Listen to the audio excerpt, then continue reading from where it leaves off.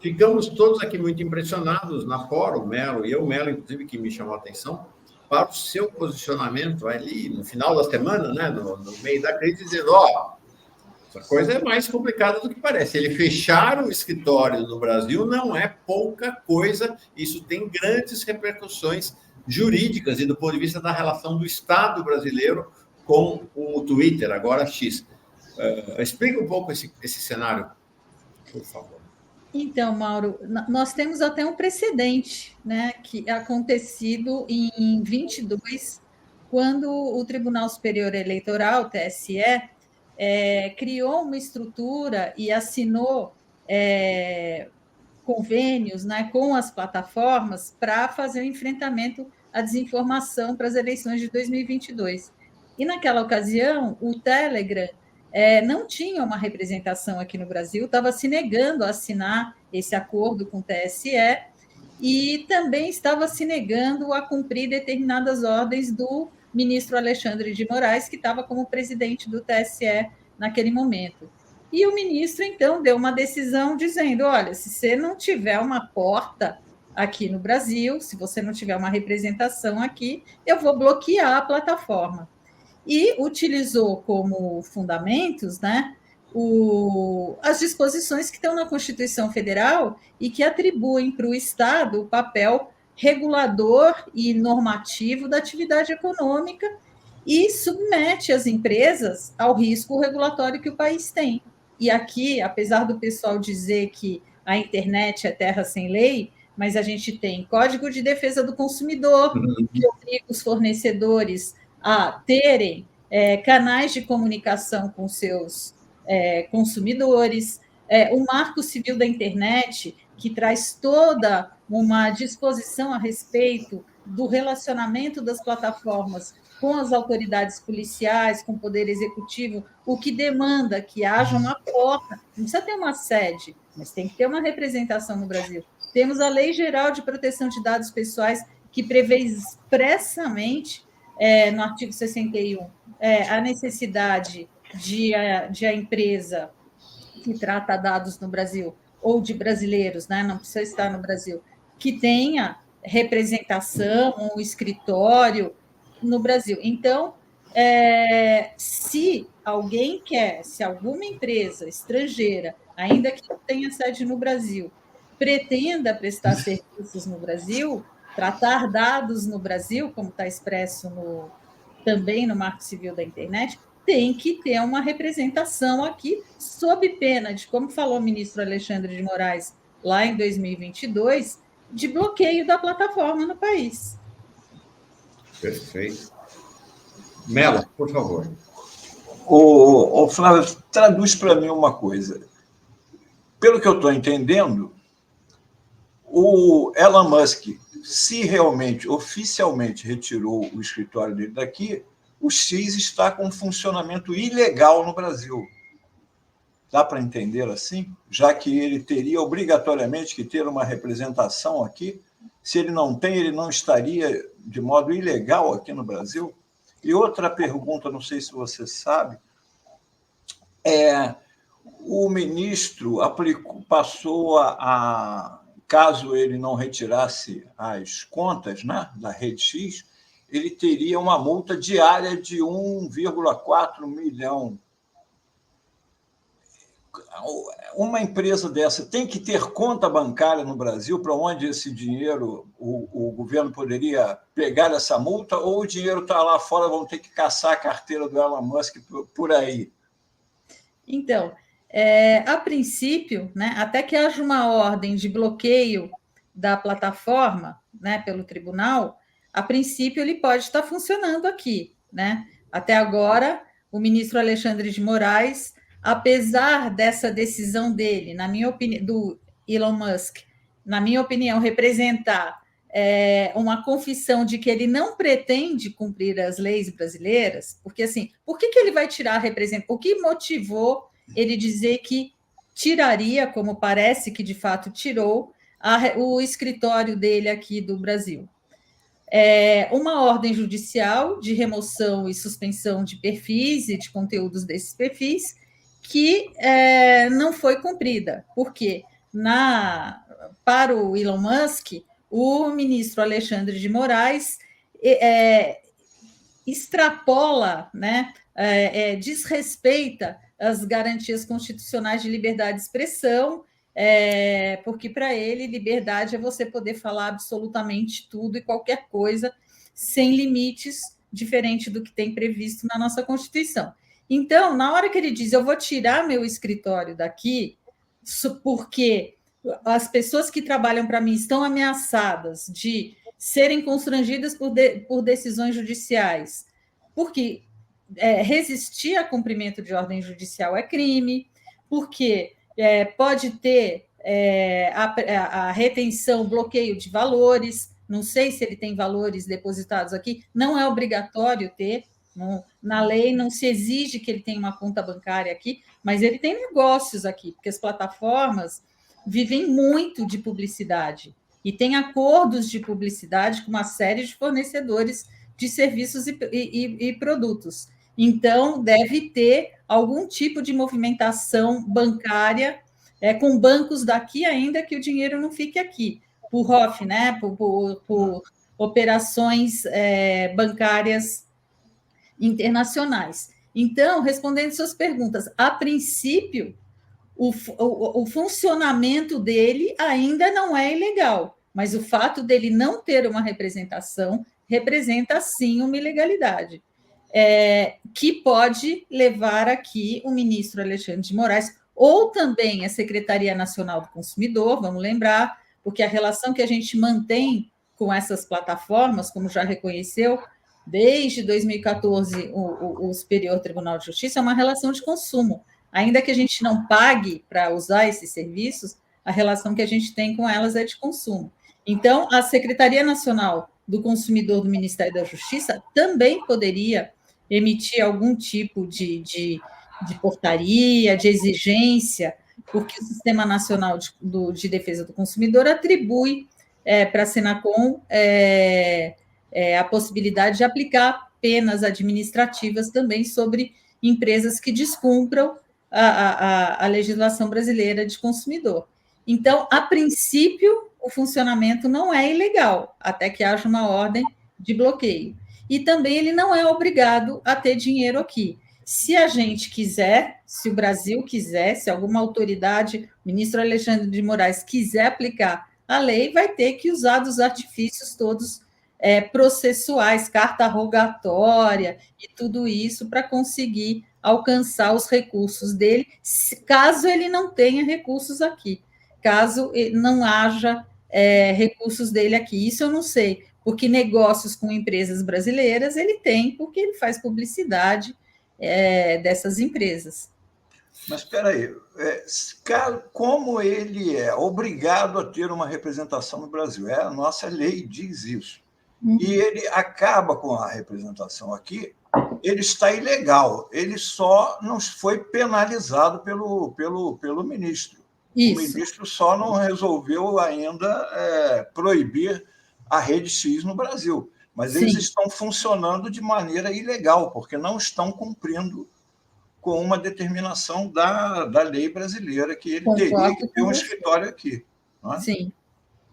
Concordo plenamente com você, porque tem várias leis mostrando que ele deve ter uma representação no Brasil.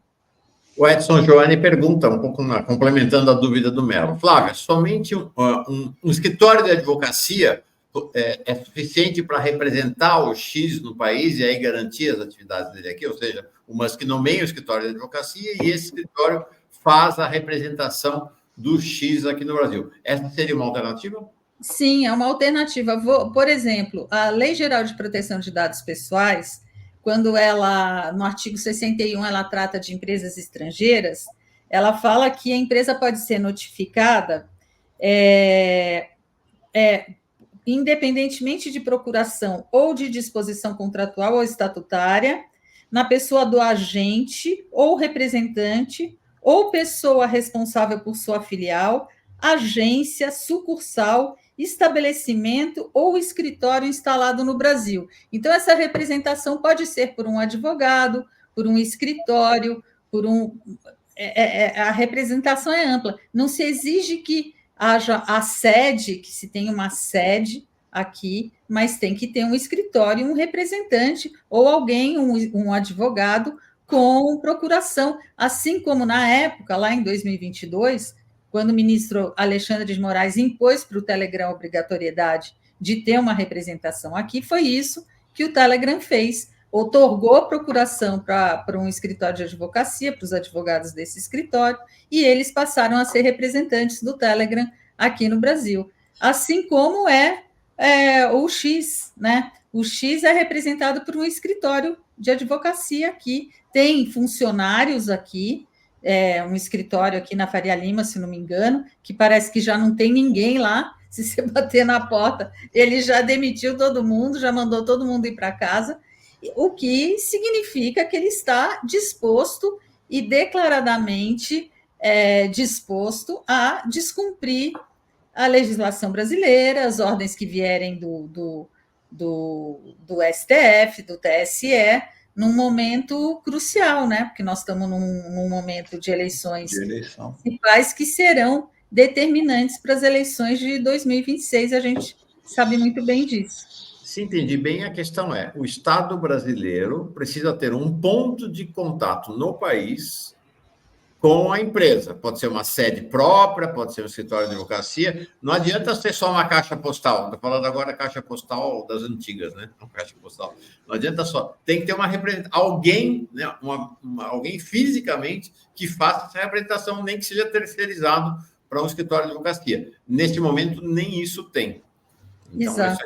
Agora, pergunta. Você, pelo que eu entendi, você diz o seguinte: duas pessoas, e aí, na verdade, duas instituições teriam poder de fechar as operações ou de determinar o bloqueio das operações do Twitter no Brasil. O nosso querido Adi Damu, secretário nacional do consumidor, e o nosso querido Alexandre de Moraes, do STF. Ok. Pergunta para você, com a sua experiência de jurista, de advogada e também de protagonista desse universo aí. Você vê condições político-jurídicas ou jurídico-políticas para executar esse bloqueio? Deixa eu esclarecer. Primeiro, a Secretaria Nacional do Consumidor pode determinar, aplicar sanções administrativas, mas eu não entendo que ela possa mandar fechar. Eu acho que para mandar bloquear o serviço tem que ser uma ordem do Poder Judiciário. Então, o TSE poderá, ou o STF, dependendo de onde vier a ordem que esteja sendo descumprida e tudo, e poderá vir tanto pelo TSE quanto pelo Supremo. E com relação a se há condições jurídicas sim, porque, como o Antônio falou, funcionar no Brasil, submetendo o Estado brasileiro, os usuários da plataforma, a terem que usar de procedimentos bastante complexos, como uma carta rogatória, se você quiser notificar a empresa, se você quiser citar a empresa para um processo judicial, etc., é algo que a lei não permite, né? Então, juridicamente, sim. Politicamente, eu acho o seguinte, como a gente tem visto, né, já desde, especialmente, 2018, porque a lei eleitoral ela sofreu uma alteração em 2017, né, e se proibiu a propaganda paga na internet de forma expressa, né, permitindo-se apenas o impulsionamento por plataformas de redes sociais e equiparando-se as redes sociais, as plataformas de impulsionamento, os mecanismos de busca, como o Google. Foi um lobby claro das plataformas, né, para conseguir quase que o oligopólio da propaganda eleitoral no Brasil. E não é à toa que foi em 2018 que a gente teve aquele uso absurdo e ilegal da plataforma do WhatsApp para deflagrar campanhas de desinformação grandes com as consequências que a gente viu, né? Então, hoje, essas plataformas, ainda que o X tenha 22 milhões aproximadamente de usuários no Brasil. E a Meta, né, e o Google tenham 120, tenham muito mais, e tenham muito mais penetração por conta de questões de acesso no Brasil, que não vou entrar aqui, a gente pode até comentar, mas ainda que o Twitter tenha uma penetração menor, né, nos usuários, nos consumidores brasileiros, ele tem um peso político importante, né? E essa narrativa, essa defesa que o Elon Musk tem, que coincide com os bolsonaristas todos, né, de que o STF tem avançado na liberdade de expressão, tem atuado como censura, que essas suspensões de conta, bloqueios, suspensões de conteúdo, bloqueios de conta sejam desrespeito à Constituição brasileira, né? Isso gera, né, e tem gerado um debate grande, né, na sociedade. E a gente está muito dividido. E esse discurso, em alguma medida, ele pesa, né? 8 de janeiro de 2023 é uma prova disso, né? Se esse discurso não colasse, a gente não tinha aquela quantidade de incautos, muitos incautos, outros nem tanto, concentrados ali naquele momento. Então, eu diria o seguinte, como é que nós vamos enfrentar isso?